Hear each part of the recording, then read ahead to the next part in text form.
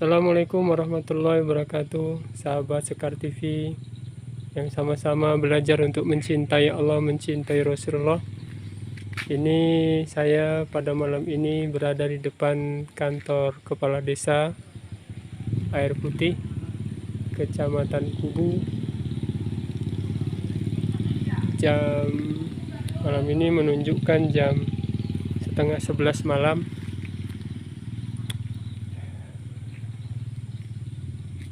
Mudah-mudahan dengan barokahnya Kepala Desa kami Air Putih yang baru, kecintaan beliau kepada Allah, kecintaan beliau kepada baginda Nabi SAW membuat kami para warga Air Putih semakin cinta kepada Allah, semakin cinta kepada baginda Nabi SAW, sehingga semakin banyak keberkahan akan turun di kampung kami Air Putih yang kami cinta ini, sebagaimana firman Allah dalam Al-Quran. Bismillahirrahmanirrahim. Walau anna ahlal qura amanu wattaqaw lafatahna alaihim barakatim minas samai wal ard. Apabila satu kampung beriman dan bertakwa kepada Allah, maka Allah akan turunkan keberkahan dari langit dan keberkahan dari bumi. Sebesar apakah keberkahan yang Allah akan turunkan ke kampung kami di Air Putih ini? Tergantung seberapa banyak warga Air Putih, warga kami, untuk mencintai Allah, mencintai Rasulullah, dan dengan cintanya kepada Allah dan cintanya kepada baginda Nabi SAW akan menambah daripada keimanan dan ketakwaannya kepada Allah Subhanahu wa Ta'ala. Ini putra saya, namanya Umair bin Tolhah. Mudah-mudahan dengan barokahnya para alim ulama, guru-guru saya, para kiai, para habaib, para ustadz, menjadikan putra saya satu-satunya yang laki-laki pada saat ini menjadi seorang alim ulama yang diberi kemudahan untuk menghafal Quran dan hadis-hadis baginda Nabi SAW, yang akan menyampaikan ilmu cinta kepada Allah dan Rasulullah dengan Al-Quran dan hadis yang mungkin lebih banyak dipahami, dihafalkan, dan lebih baik lagi penyampainya daripada saya sendiri. Ya, insya Allah ini pada malam ini yang jadi kameramen ini anak saya.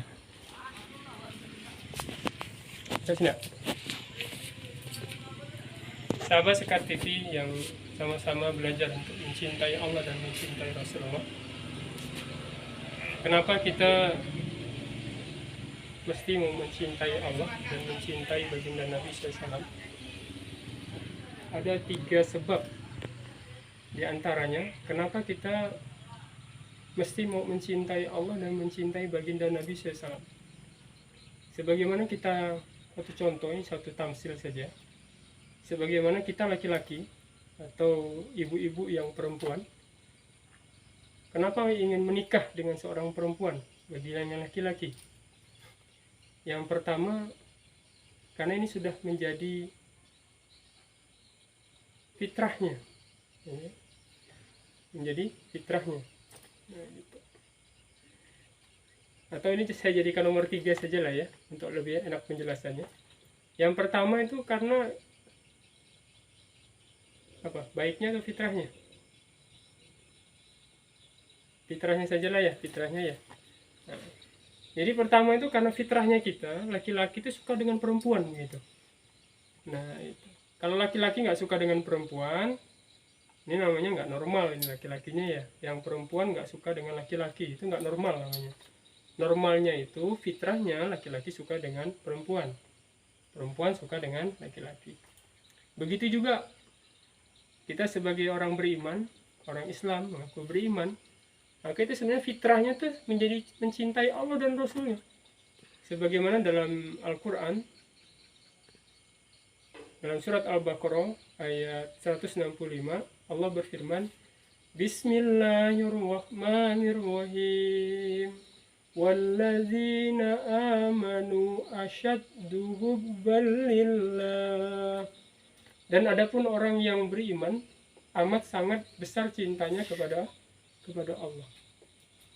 Jadi orang beriman itu punya karakter, punya sifat di mana dia tuh sangat besar rasa cintanya kepada Allah. Nah, begitu. Jadi hanya orang beriman ya, hanya orang Islam yang di dalam hatinya ada keimanan kepada Allah, kepada baginda Nabi SAW, yang akan memiliki rasa cinta kepada Allah dan kepada baginda Nabi SAW. Nah, begitu. Maka kalau ditanya kepada semua orang Islam, baik yang taat maupun tidak taat, karena masih ada iman dalam hatinya, maka ketika ditanya apakah engkau mencintai Allah dan Rasulnya, maka insya Allah semua orang Islam ini akan mengatakan iya, saya mencintai Allah dan Rasulullah gitu. Karena ini sudah fitrahnya. Itu yang pertama.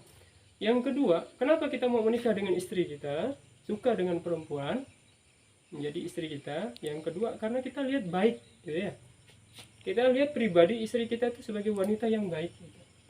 Cantik, baik, ya, memiliki kelebihan-kelebihan. Nah, begitu juga kita kepada Allah. Kenapa kita mencintai Allah? Karena Allah itu maha baik. Allah yang menciptakan kita, Allah yang memberi kita rezeki, Allah yang memelihara kita, dan Allah tempat kita meminta. Sebagaimana dalam hadis riwayat Tirmizi, ini saya dapatkan hadis ini dalam kitab Ihya Ulumuddin karangan Imam Ghazali rahmatullahi alaih, di bab ke-9 Al-Mahabbah Wasauq, kecintaan dan kerinduan.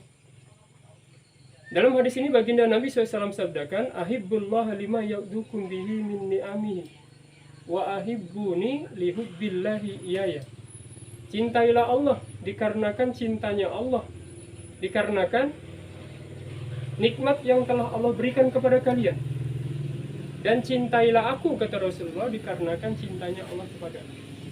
Jadi kenapa kita harus mencintai Allah? Karena Allah tuh sudah memberikan kita nikmat yang banyak sekali. Dalam Al-Quran Allah firmankan, wa in ta'uddu nikmatallahi la tuhsuha. Itu saking banyak itu nggak bisa. Kamu ngitung-ngitung nggak bisa. Engkau tidak bisa menghitung-hitung nikmat Allah. Ya kan? Kemudian dalam ayat yang lain Allah firmankan, Bismillahirrahmanirrahim, inna a'tainakal kautsar. Sesungguhnya kami telah memberikan kebaikan yang banyak sekali. Jadi ya, kepada kalian. Saking banyaknya, kata Allah dalam ayat Ibrahim ayat 34, la tusuha, tidak bisa kalian menghitungnya. Maka sudah sewajarnya Allah tidak minta balasan, tidak diminta dibayar, tetapi kita syukuri dengan ucapan alhamdulillah. Kemudian perbuatan kita mewujudkan itu, dan hati kita gimana? Hati kita ini mencintai Allah. Sebagaimana kita dengan orang tua kita, kita ucapkan ma, pak, abi, umi, terima kasih telah membesarkan saya, mendidik saya, kan begitu. Nah, kemudian perbuatan kita, perbuatan kita ini mentaati apa maunya orang tua kita. Begitu. Hati kita gimana? Hati kita ini mesti, di dalam hati kita ini ada kecintaan kepada umi dan abi kita. Nah, begitu. Begitu juga dengan Allah Ta'ala. Selain ucapan alhamdulillah, perilaku perbuatan kita mentaati Allah dan mentaati baginda Nabi SAW, hati kita juga harus mencintai Allah, mencintai baginda Nabi SAW, melebihi cintanya kita kepada umi atau ibu dan abi dan bapak kita. Kemudian alasan ketiga adalah karena kita perlu Allah. Kita perlu baginda Nabi SAW. Sebagaimana kita punya istri. Kenapa mau nikah? Ya karena kita perlu dengan seorang perempuan. Perlu istri dalam kehidupan kita. Yang perempuan perlu laki-laki, perlu suami. Yang laki-laki perlu perempuan, perlu istri. Begitu juga kita. Kenapa kita harus mencintai Allah dan Rasulnya? Ya karena kita perlu dengan Allah. Perlu dengan baginda Nabi SAW. Baik di kehidupan di dunia yang sementara ini, maupun nanti dalam kubur, di akhirat, di padang mahsyar, di mijian, di tiang-tiang syurga, di akhir kiamat kelak. Ada seorang sahabat bertanya ini dalam hadis Bukhari Muslim, ya Rasulullah, mata sa'ah, kapan? Ya Rasulullah, kapan terjadi hari kiamat? Maka Rasul sabdakan, wa ma adatta lis-sa'ah, apa yang kamu persiapkan untuk hari kiamat sehingga kau tanya kapan terjadi kiamat? Itu ya. Maka sahabat ini katakan, hubbullahi wa rasuli, aku persiapkan hari kiamat itu dengan cinta kepada Allah dan kepada baginda Nabi SAW. Maka Rasul sabdakan apa? Waman apa? Dan engkau akan bersama man ahbabta, dan kamu akan bersama dengan siapa saja yang kau cintai. Masya Allah. Sahabat ketika mendengar hadis ini senangnya bukan main, karena dia akan dijumpakan di hari kiamat itu bersama dengan yang dicintai. Siapa yang dicintai? Yaitu Allah dan baginda Nabi SAW. Sahabat Sekar TV yang sama-sama belajar untuk mencintai Allah, mencintai baginda Nabi SAW. Jadi kita perlu Allah dalam kehidupan ini. Kita perlu Allah nanti dalam kubur. Kita perlu Allah di padang mahsyar nanti. Di mijan kita perlu Allah. Di mijan kita perlu syafaatnya baginda Nabi SAW. Kalau kita mencintai Allah, mencintai baginda Nabi SAW, Allah terima cinta kita ini, maka kita akan menjadi kekasih-kekasihnya Allah. Menjadi kekasih-kekasihnya baginda Nabi SAW. Menjadi orang-orang yang istimewanya Allah.